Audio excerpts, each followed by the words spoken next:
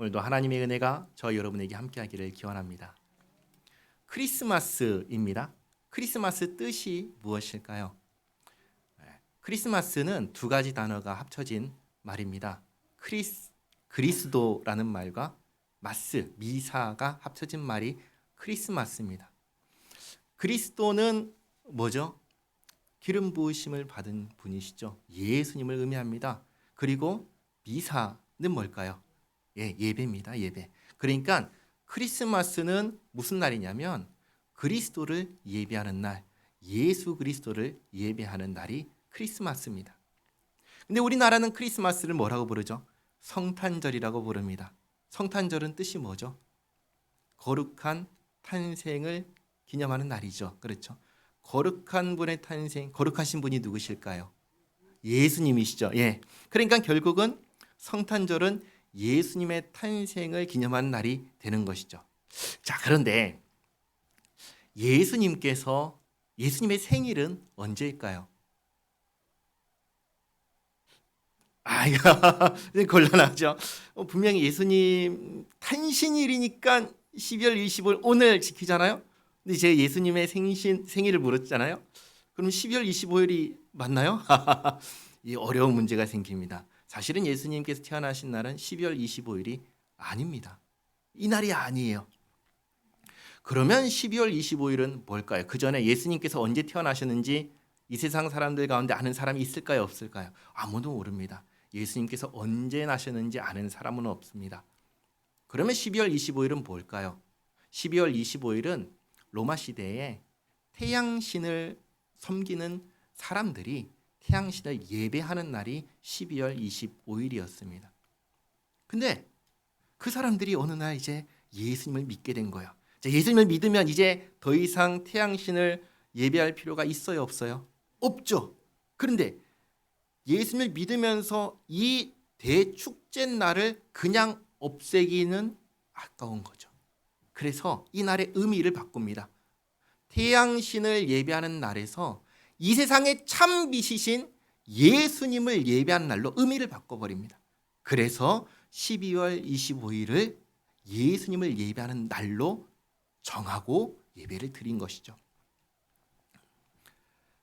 지금 온 세계가 이 날을 기념합니다. 예수님을 믿는 사람이든 믿지 않는 사람이든 전부 다 기념을 합니다. 그러니까 우리도 이 좋은 기회를 그냥 버릴 수가 없는 거예요. 모든 사람들이 이 날을 크리스마스라고 알고 그리고 보내니까 이날 우리도 함께 모여서 이 날의 참된 의미를 드러내자라는 의미에서 하는 겁니다. 사실 종교개혁을 할 때 이날은 성경에 있는 날이 아니거든요. 그러니까 폐하자라는 사람들이 있었습니다. 그래서 철저한 청교도들은 성탄절을 지키지 않습니다. 그러나 오늘날 대부분의 기독교인들은 성탄절을 지키지요. 그 이유가 이 날을 사용해서 이 세상에 주님이 어떤 분이신지를 바르게 알리자라는 의미에서 우리 함께 예배하면서 그 뜻을 새기고 또 전하는 날로 그렇게 활용하는 것입니다. 예수님께서 탄생하셨습니다. 예수님께서 왜 탄생하셨죠? 예수님은 그냥 태어나신 분이 아니십니다. 목적이 있어서 태어나신 분이십니다. 어떤 목적일까요? 죄의 문제를 해결하기 위해서입니다. 첫 번째 목적이죠. 그리고 두 번째 목적이 있습니다. 이게 중요한 거예요. 뭔지 아세요? 하나님의 사랑을 확증하기 위해서입니다. 오늘 로마서 5장 8절 말씀 보시면 뭐라고 돼 있죠? 하나님의 사랑을 확증했다라고 합니다. 누구를 향한 사랑일까요? 누구를 향한 사랑이라고 하죠? 우리가 아직 무엇이었을 때? 죄인이었을 때. 누구를 향한 사랑이죠? 죄인을 향한 사랑입니다. 한번 생각해 보시기 바랍니다. 하나님은 죄인을 사랑하실까요? 미워하실까요? 이것도 참 곤란한 질문입니다. 그렇죠? 오늘 말씀 보시면 죄인을 사랑하신다고 해야 될 것 같은데 성경을 보면 하나님은 죄인을 또한 미워하신다 하십니다. 그래서 에베소서를 보면은 죄인을 향하여 진노의 자식이라고 하시죠. 저주받을 자라고 하십니다. 하나님은 죄인을 미워하십니다. 그리고 동시에 사랑하십니다. 그래서 에스겔을 보면은 하나님께서 죄인을 향해서, 악인을 향해서 이런 말씀을 하십니다. 악인이 벌 받는 것을 내가 기뻐하겠느냐? 그렇지 않다. 나는 악인이 돌이켜 회개하는 것을 기뻐한다라고 하십니다. 에스겔 18장 23절 말씀 제가 읽어드리겠습니다. 주보에 없어요. 제가 읽어드리겠습니다. 주 여호와의 말씀이니라. 내가 어찌 악인이 죽는 것을 조금인들 기뻐하랴. 그가 돌이켜 그 길에서 떠나 사는 것을 어찌 기뻐하지 아니하겠느냐. 하나님은 죄인이 망하는 걸 기뻐하시나요? 아닙니다. 하나님은 죄인이 돌이켜 생명의 길로 돌아오는 것을 기뻐하십니다. 그러니까 하나님은 죄인을 미워하시지만 동시에 지극히 사랑하신다는 것을 알 수 있습니다. 자, 그래서 구약 성경 맨 마지막 성경이 뭐죠? 말라기입니다. 말라기. 말라기는 뜻이 뭐죠? 나의 사자. 말라기는 끝이라는 뜻이 아닙니다. 말라기는 선지자의 이름입니다. 말라기 선지자를 통해서 하나님께서 말씀을 하시는데 무슨 말씀을 하시냐면 이스라엘 백성들 향해서 이렇게 말씀하십니다. 내가 너희를 사랑했다. 내가 너희를 사랑했다. 말라기 1장 2절 말씀인데요. 제가 읽어드리겠습니다.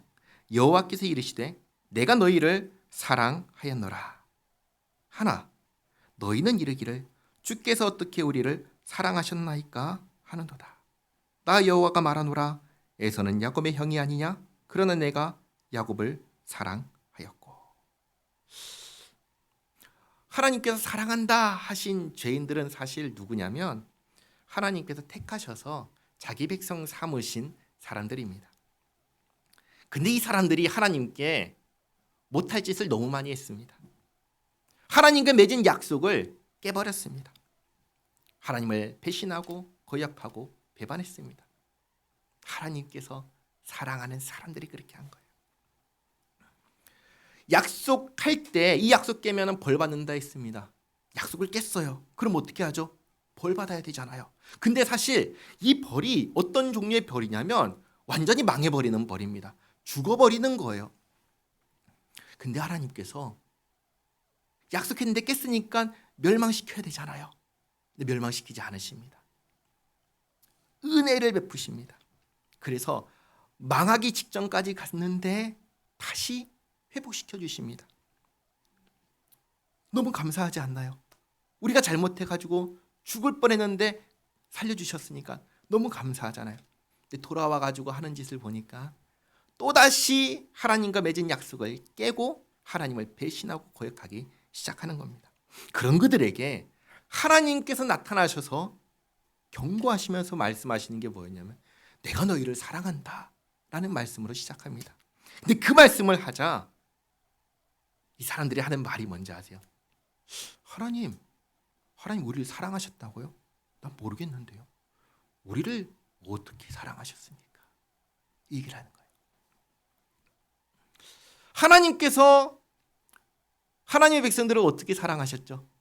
무려 1,000년 동안의 기간을 하나님께서 사랑을 베푸셨습니다. 어떻게 사랑하셨을까요? 하나님께서 어떻게 사랑하셨나요? 하나님의 백성들을. 하나님의 백성들이 하나님께 했던 행동들을 한번 생각해 보시기 바랍니다. 잘했나요? 못했나요? 간단하죠. 잘했나요? 못했나요? 못했습니다. 하나님의 약속을 깨고 범죄한 백성들을 약속에 따라, 하나님은 공의 하나님이시니까 약속에 따라 벌하셨지만 다른 그 어떤 나라들처럼 멸망시키지는 않았습니다. 돌보시고 상처를 싸매주시고 보존시켜 주셨습니다. 하나님께서 끝까지 붙잡고 가셨습니다. 그렇게 사랑해 주셨는데 이들은 사랑을 모르는 거예요. 도무지 하나님의 사랑을 모르는 이들에게 하나님께서 이 말라기 선지자를 통하여 마지막으로 말씀하시고 침묵하십니다. 몇 년 동안 침묵하신 줄 아세요? 400년입니다. 400년 동안 침묵하십니다. 그리고 400년이 지났을 때 로마 시대에 하나님께서 아들 예수님을 보내주신 거예요. 그리고 오늘 말씀처럼 죄인인 우리를 위하여 예수님께서 죽으심으로 하나님의 사랑을 확증하신 것입니다.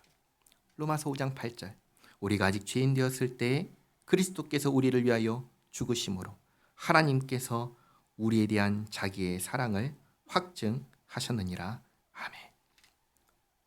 도무지 하나님의 사랑을 모르겠다는 사람들에게 하나님께서 내가 이렇게 사랑한다고 보여주신 거예요. 하나님의 사랑은 어떤 사랑입니까? 내 생명도 아깝지 않다 하시며 내어주실 정도 사랑하신다는 겁니다. 마치 부모가 자녀를 사랑할 때 자기 생명 아까워하지 않고 사랑하는 것처럼 하나님께서는 그렇게 우리를 사랑하신다는 겁니다. 자, 그런데 부모님의 사랑과 다른 게 있어요. 부모님은 자녀잖아요. 하나님께 우리는 뭐죠? 원수잖아요. 자기 자녀를 생명 아깝지 않게 사랑하는 것과 원수를 생명을 내어줄 정도로 사랑하는 것, 차원이 다른 거죠. 하나님은 그렇게 사랑하신다 말씀하시고 눈으로 볼 수 있게 보여주신 것입니다.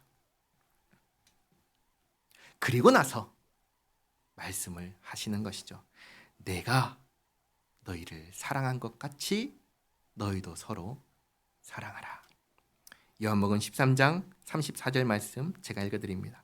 새 계명을 너희에게 주노니 서로 사랑하라. 내가 너희를 사랑한 것 같이 너희도 서로 사랑하라.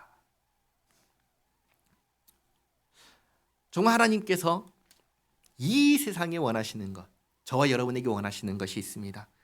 뭘까요? 사랑하는 것입니다. 죄짓지 말고 사랑하며 사는 것입니다. 예수님이 왜 이 땅에 오셨습니까? 죄의 문제만을 해결하기 위해서가 아니라 하나님의 이 사랑을 확증하기 위해서 오셨습니다. 서로를 향해서 메리 크리스마스라고 한번 인사해 보시기 바랍니다. 메리 크리스마스, 메리 크리스마스. 아유, 감사합니다. 한 번만 더 인사하겠습니다. 예수님 안에서 사랑합니다. 예수님 안에서 사랑합니다. 예수님 안에서 사랑합니다. 이 사랑이 우리 교회에 가득 차고 넘치기를 바랍니다. 기도하겠습니다. 하나님 감사합니다. 예수님께서 이 땅에 오신 이유가 저희를 사랑하시는 하나님의 마음을 보여주기 위한 것임을 깨달았습니다. 하나님의 심장을 보여주시기 위함임을 깨달았습니다. 하나님, 저희가 참으로 사랑하기를 원합니다. 사랑할 수 있기를 원합니다. 주님 불쌍히 여겨주시옵고 서로 사랑하며 살게 하옵소서.